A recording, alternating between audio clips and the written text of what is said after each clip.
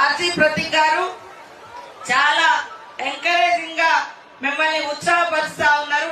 కాబట్టి ఈ ఉత్సాహం ఈ ఇయర్ మొత్తం ఉండాలి. ఒక చిన్న పోయం మీతో